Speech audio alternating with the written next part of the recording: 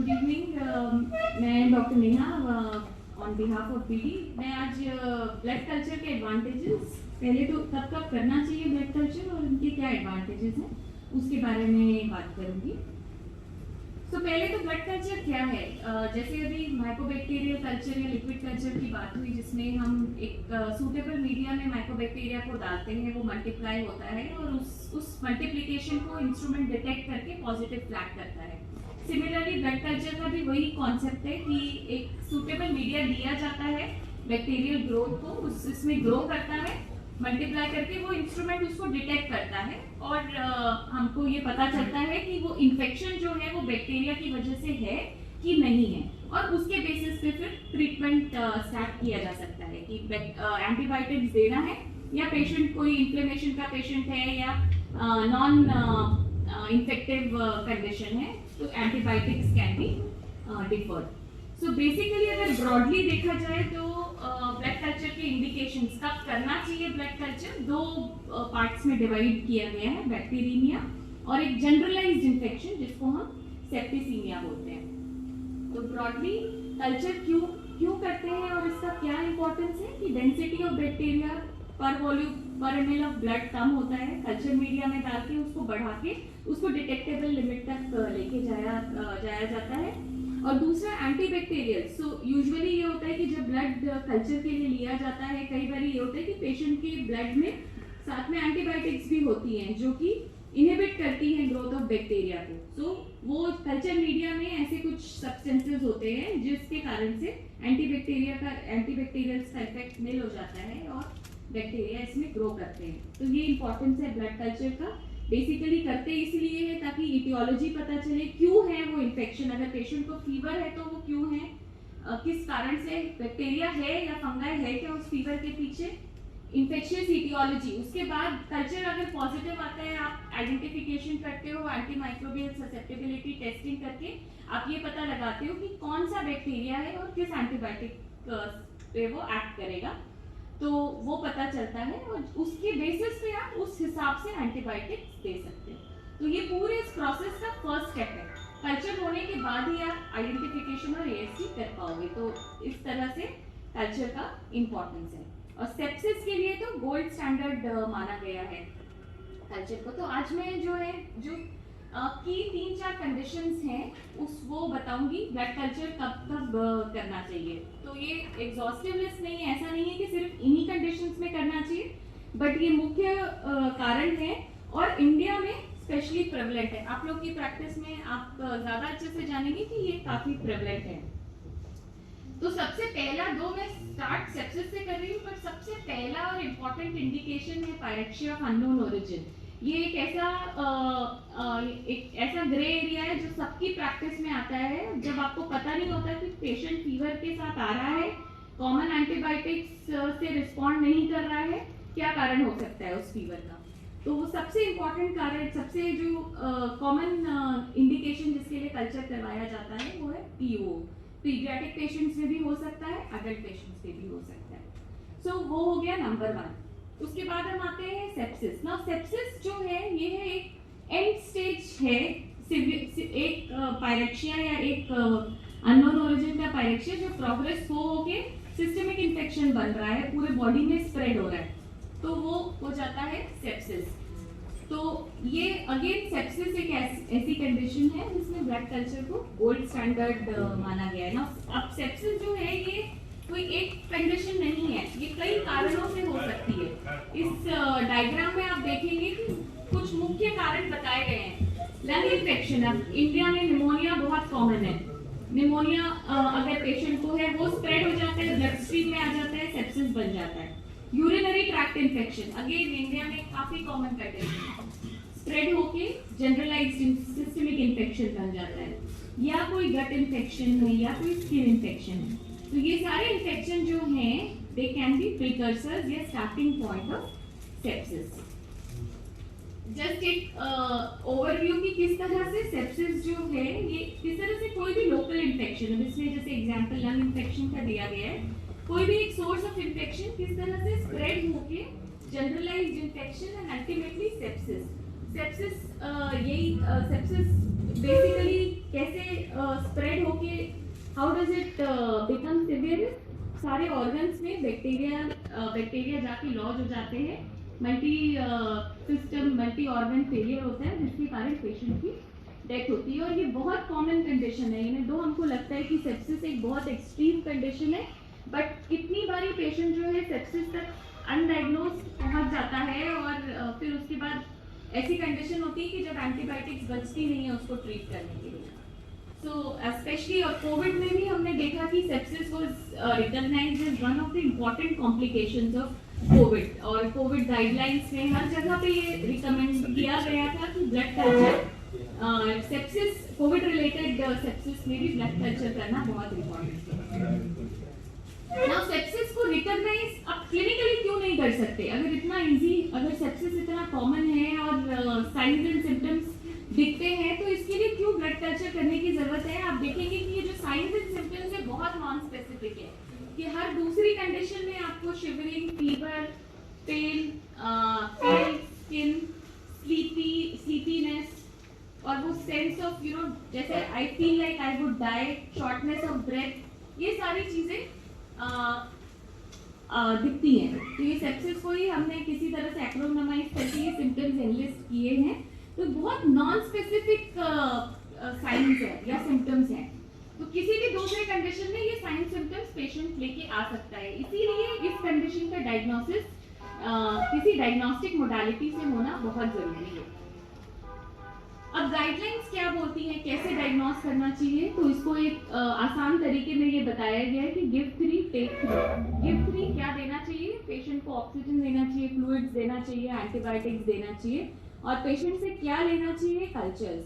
So blood cultures have been named as gold standard for diagnosis of sepsis. बाकी फिर आप markers, blood markers जो है monitoring के लिए लैक्टेट्स एक्सेट्रा भी डाल दे सकते हैं, और यूरिन आउटपुट ऑब्वियसली मॉनिटरिंग के लिए एक इम्पॉर्टेंट इन्वेस्टिगेशन है। तो ये था सेप्सिस। सेकेंड कंडीशन जो इन्फेक्टिव एंडोकार्डाइटिस, में बहुत शॉर्ट में बताऊंगी कि इन्फेक्टिव एंडोकार्डाइटिस हार्ट की एक कंडीशन है, अगेन इम्पॉर्टेंट है, कई पार्ट्स में काफ़ी प्रिवलेंट है। नाउ इस कंडीशन के लिए भी एक क्राइटेरिया, ड्यूक्स क्राइटेरिया काफ़ी माना जाता है कि इस क्राइटेरिया को यूज़ करके डायग्नोज किया जाता है इन्फेक्टिव एंडोकार्डाइटिस। और अगेन ब्लड कल्चर जो है ये एक बहुत इंपॉर्टेंट इन्वेस्टिगेशन है for diagnosis of infective endocarditis. So इसके लिए जो क्राइटेरिया बताया गया है वो है blood culture should be taken 12 hours apart, persistent positive blood cultures 12 hours apart, and 3 और more positive cultures taken over more than 1 hour. तो ये क्राइटेरिया जो है तो serial blood cultures typically infective endocarditis में रिकमेंडेड हैं। So again, this is a key diagnostic investigation. Isolation of microorganism from culture is important, और 3 sets of blood cultures recommend किए गए हैं। अब जो सबसे important indication जो शायद कई बार बहुत लोगों से मिस हो जाता है वो है टाइफॉइड। और टाइफॉइड एक ऐसी कंडीशन है जो इंडिया में बहुत प्रिवलेंट है, काफ़ी कॉमन है।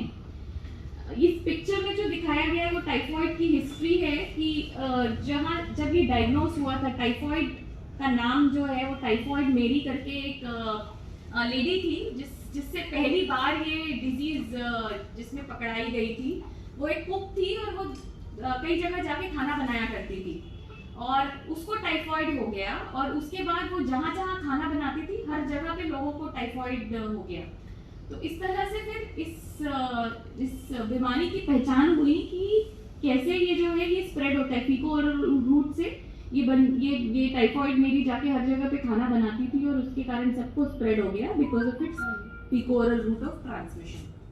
तो उस पे ये नाम इस डिजीज का पड़ा।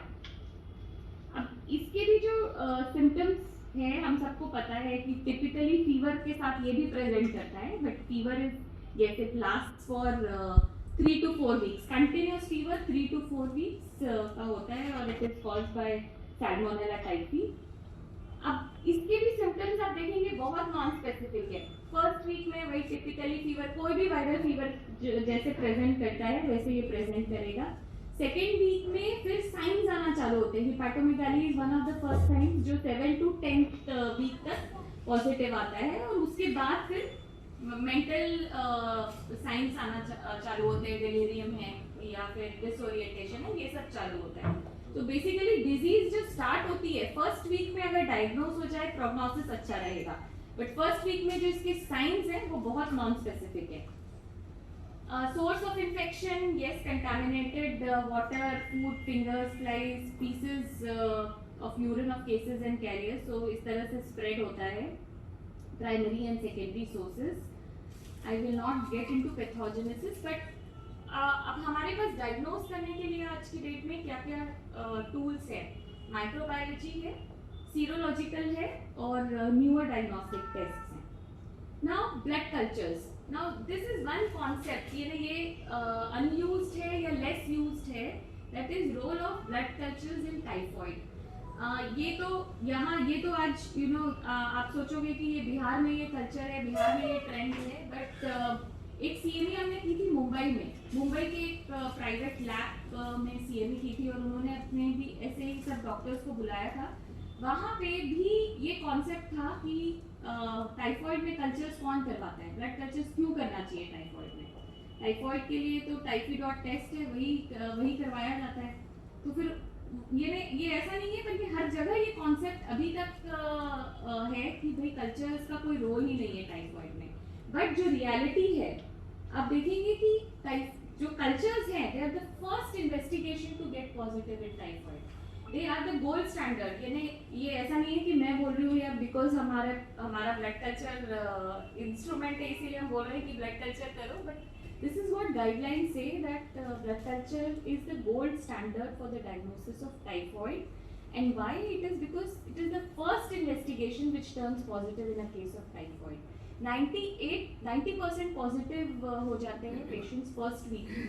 आपने देखा फर्स्ट वीक में जो सिम्टम्स होते हैं पेशेंट के बहुत नॉन स्पेसिफिक होते हैं, fever, malaise, as good as any viral fever, but आपका ब्लड कल्चर पॉजिटिव आता है if you advise blood culture at the right time. So ये है इसका positivity, you see decreases with time. Now serological Widal test, most abused, overuse test जो कि हम टाइफॉइड में यूज करते हैं। Basically this was the person, professor Widal, he was a pathology professor in Paris, and he was the one, इन्होंने ही इस Widal test का ये चालू करवाया, डेवलप किया प्रोसीजर को, और इसको टाइफॉइड के डायग्नोसिस के लिए चालू करवाया। Basically antibodies in blood of an infected individual. So ये है। नाउ टाइफॉइड, इस विडाल टेस्ट का प्रिंसिपल ये है कि सिग्निफिकेंट टाइटर्स अगर एंटीबॉडीज के हैं पेशेंट के ब्लड में तो इससे डायग्नोसिस होता है। लेकिन लिमिटेशंस क्या हैं, इसको क्यों हम बोल रहे हैं कि ब्लड कल्चर गोल्ड स्टैंडर्ड है और विडाल टेस्ट नहीं करना चाहिए या सही समय पे इसको करना चाहिए? बिकॉज एक तो ये है कि ये टर्म्स पॉजिटिव लेट, आपका patient second week third week में चला जाएगा तब ये पॉजिटिव आएगा। It is a time consuming test. Blood culture, आपको ब्लड कल्चर कलेक्ट करके बॉटल में सेंड करना है, बस उतना ही प्रोसेस है, but this is a quite a time consuming process. काफ़ी फॉल्स पॉजिटिव आते हैं इस टेस्ट में, और इसमें अब जो प्रोसेस है, classically a 4-fold rise of antibody in paired sera is what is the result criteria. तो ये जो है इसके लिए आपको 4-fold ये पेड सेरा कलेक्ट करके भेजना पड़ेगा, and at times paired sera collect करना डिफिकल्ट होता है। सो ये सारे रीजंस हैं जिसके कारण से विडाल टेस्ट जो है, दो मॉनिटरिंग के लिए एक अच्छा टेस्ट है, बट मे बी डायग्नोसिस के लिए blood cultures are a better option. Now ये था, this part of the talk was an importance of blood culture. I will come to what Bindu diagnostic has, उन्होंने अभी क्या चालू किया है और उसके क्या एडवांटेजेस हैं, आप उसको किस तरह से बेस्ट यूज कर सकते हैं। तो ये है BACTEC instrument, different configurations of BACTEC instrument है ये।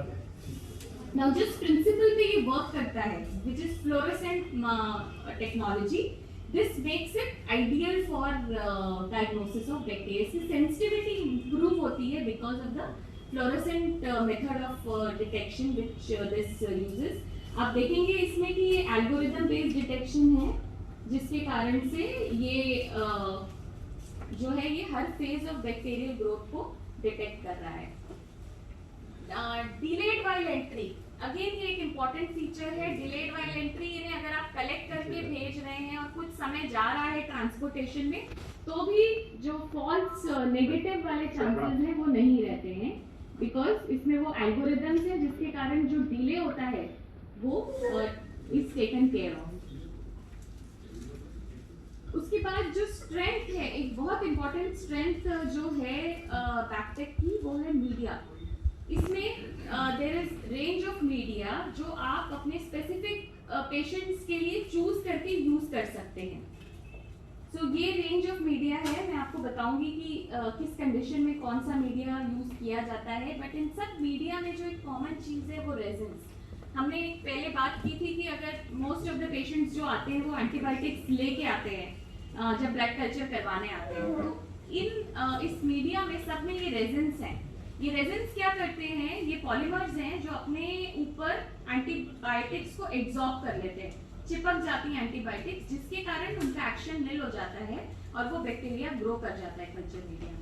अगेन फॉल्स नेगेटिव कल्चर्स इससे एलिमिनेट हो जाते हैं क्योंकि रेजिन्स हैं ब्लड कल्चर बॉटल में. ये आप देखेंगे काफी सारा डेटा है हमारे पास जो बताता है कि किस तरह से रेजिन मीडिया जो है रिकवरी इंप्रूव करेगा. इस स्लाइड में वो एंटीबायोटिक्स हैं, most of the broad spectrum antimicrobials जो कि पेशेंट क्लिनिशियंस आज की डेट में देते हैं पेशेंट को, या जनरल प्रैक्टिशनर्स देते हैं, जिसके बाद ही पेशेंट कल्चर के लिए आता है. ये सारी एंटीबायोटिक्स जो हैं ये रेजिन्स न्यूट्रलाइज करता है.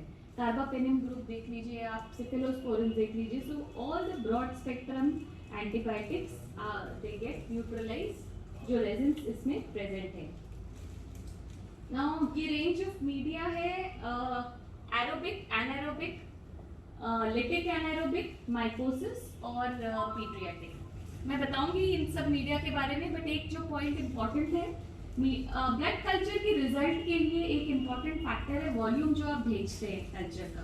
That has to be minimum 8 to 10 ml.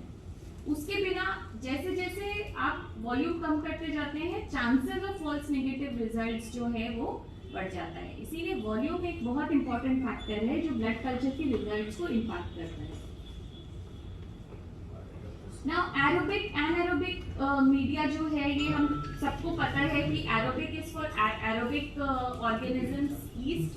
Anaerobic जो है वो ऑब्लिगेट एनारोब्स के लिए है और एनारोब्स की रिकवरी के लिए है. CLSI या जो भी गाइडलाइंस हैं, बेस्ट प्रैक्टिसेस जो हैं, वो ये बोलती हैं कि आइडियली पेशेंट से एक एरोबिक और एक एनारोबिक बॉटल जो है वो भेजना जरूरी होता है, जिससे आपका कवरेज जो है वो कंप्लीट हो जाता है. आप मिस नहीं करोगे अगर एनारोबिक नहीं भेजा एरोबिक के साथ. तो सो आइडियली ये प्रैक्टिस है कि एरोबिक और एनारोबिक दोनों साथ में जाए, तो इससे आपको वॉल्यूम एडवांटेज भी मिलता है प्लस कवरेज एडवांटेज भी मिलता है. अब हमारे पास कुछ स्पेशलिटी मीडियाज है. स्पेशल मीडिया है जो आप कुछ स्पेशल कंडीशंस या स्पेशल सेट ऑफ पेशेंट्स में यूज कर सकते हैं. माइकोएफ्लिटिक, ये मीडिया जो है ये यूज होता है for isolation of mycobacteria from blood. So ये वो सिलेक्टिव मीडिया है फॉर दैट पर्पस. प्लस इसमें यीस्ट फंगाई भी ग्रो करते हैं. सो अगर पेशेंट इम्यूनो कॉम्प्रोमाइज्ड है और आपको स्ट्रॉन्ग सस्पिशन है, तो आप ये वाला एक ऐड कर सकते हैं media. Now pediatric media, as the name suggests, pediatric patients के लिए.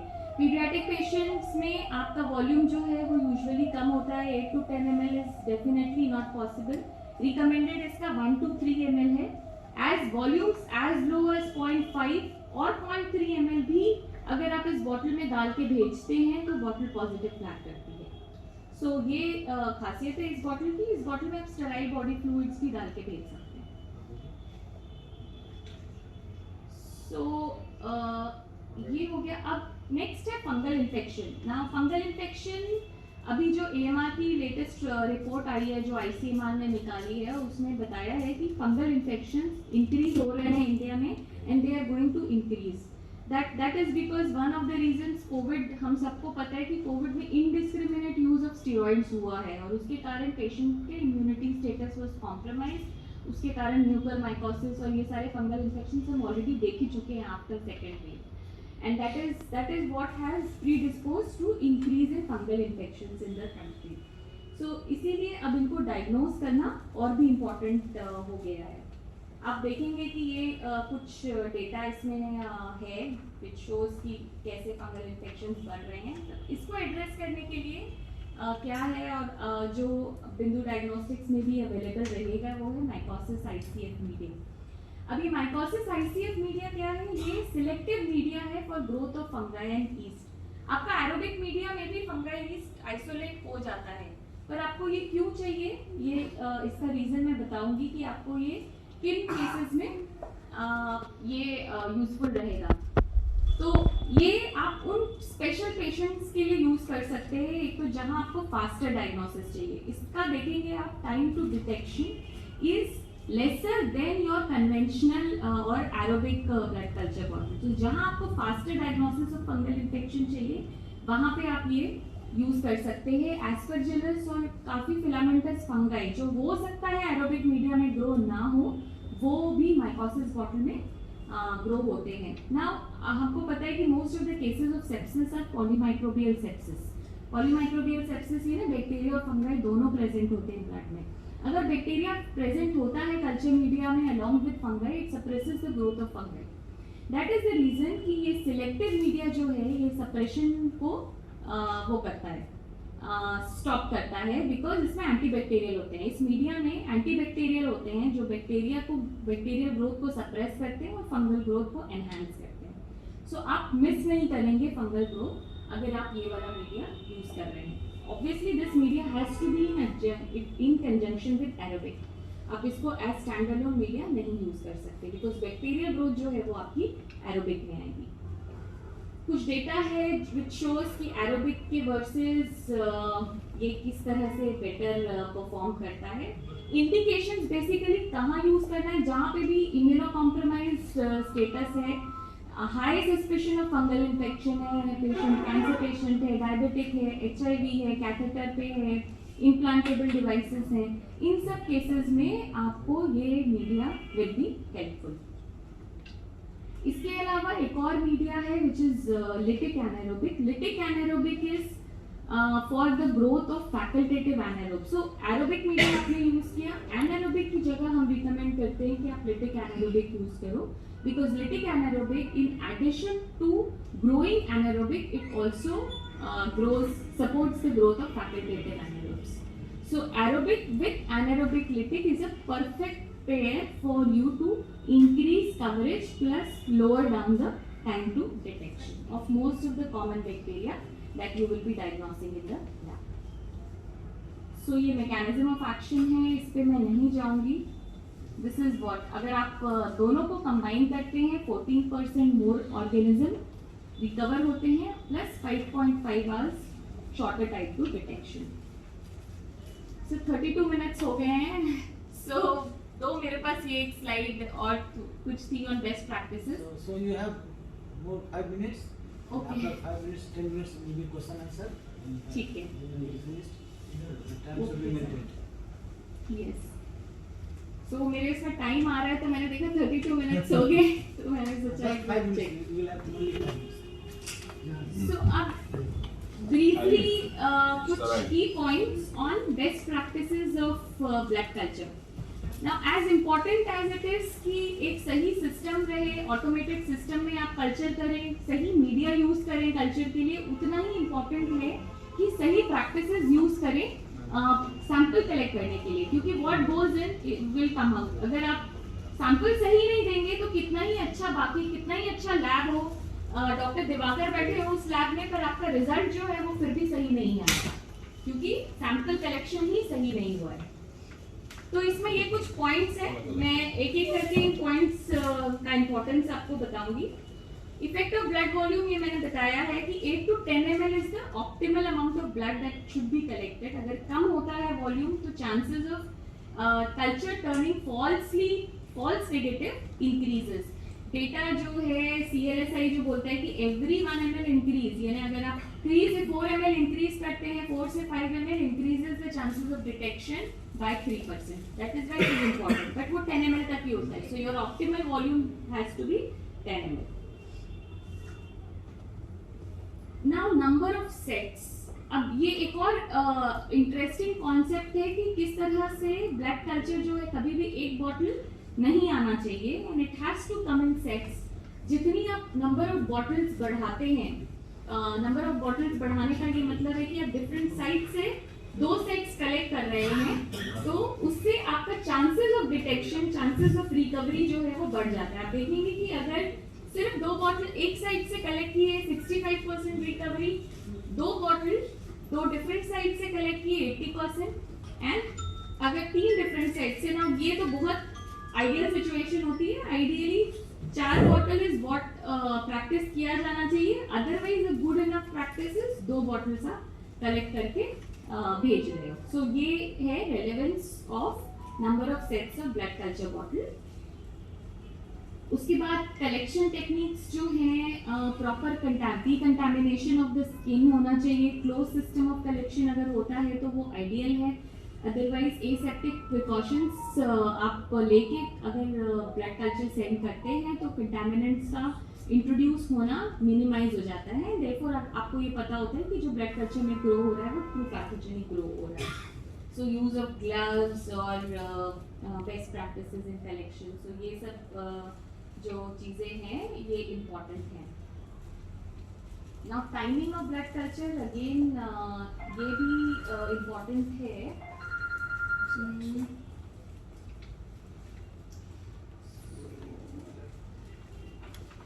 So timing of blood culture again is important. Ideally जो है टाइम जो पेशेंट एंटीमाइक्रोबियल लिया है उसके पहले blood culture as best practice collect होना चाहिए. अगर नहीं होता है तो आजकल मीडिया जो है वो इवॉल्व है, इनके पास इनमें रेजन्स होते हैं जिसके कारण से आप फिर भी फॉल्स नेगेटिव्स को एलिमिनेट कर सकते हैं. Then selection of blood culture media. अब now manual to automation ये एक जर्नी काफ़ी हम तय कर चुके हैं कि किस तरह से manual method of blood culture जिसमें chances of contamination, time detection, यानी पेशेंट मैनुअल कल्चर का तो ट्रेंड ये होता है कि सिर्फ पेपर पे रह जाता था कल्चर रिपोर्ट, बिकॉज जब तक कि वो कल्चर 7 दिन में पॉजिटिव होके या नेगेटिव होके आता था तब तक patient usually out of hospital या पेशेंट यूजुअली रिकवर हो जाता था. सो अब आई थैंकफुली सबको पता चल गया है कि what is the importance of doing automation, using automation in blood culture, जिससे ये काफ़ी इम्प्रूव हो गया है इससे डिटेक्शन. सो अगर मैं समरी में ये बताऊं कि किस तरह से बेटर है, ये जस्ट एक एनालॉजी यूज की हुई है to say that how we compare manual with automation. But automation से कंटिन्यूस मॉनिटरिंग होती है जिसके कारण आपका रिजल्ट जैसे ही पॉजिटिव आता है आपको पता चल जाता है कि पॉजिटिव आया है.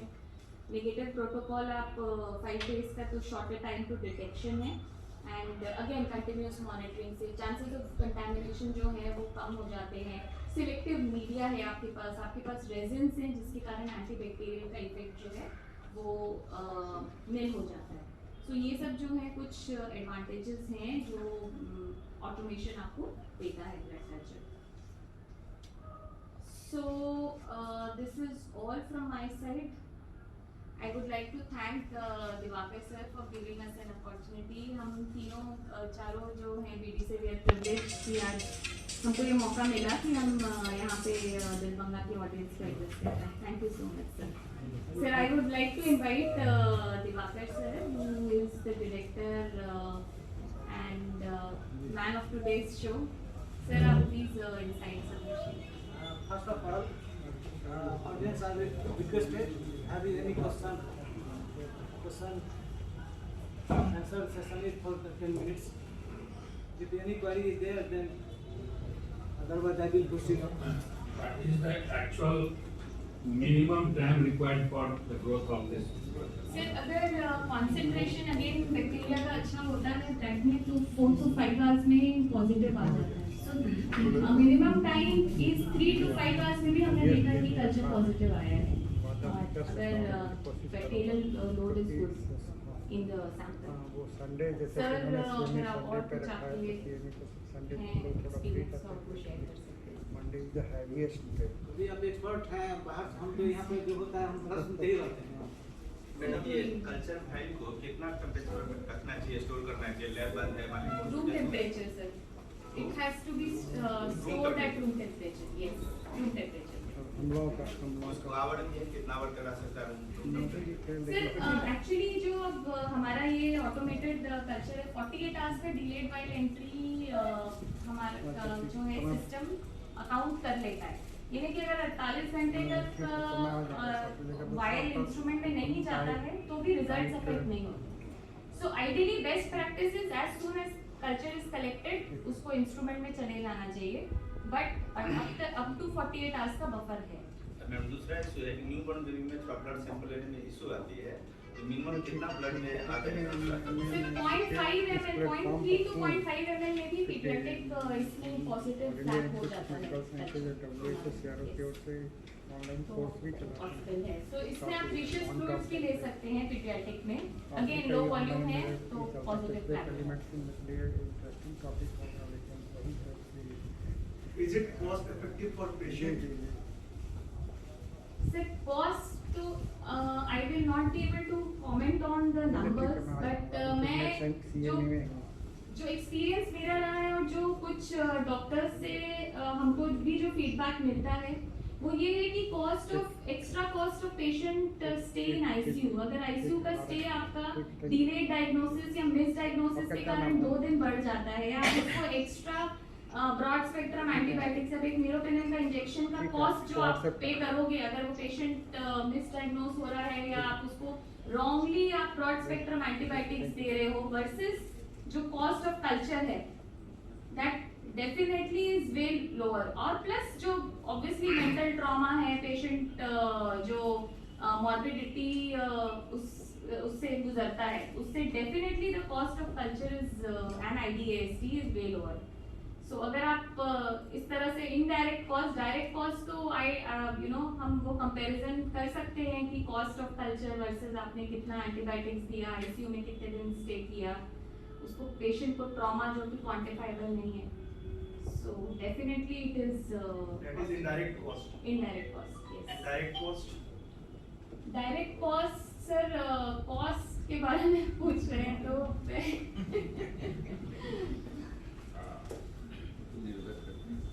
Thank you, Dr. Neha, for your so nice presentation.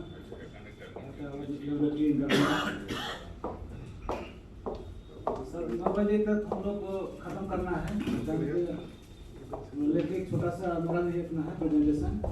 और ये मेरा मानना है कि आप लोग जितने लोग बैठे हैं उसमें बहुत सारे उनको हाथ पकड़ के उंगली पकड़ के यहाँ तक लाए हैं. फिर भी कोशिश कर रहे हैं सब कुछ बोलने का क्योंकि सब्जेक्ट से रिलेटेड चीज हो गया तो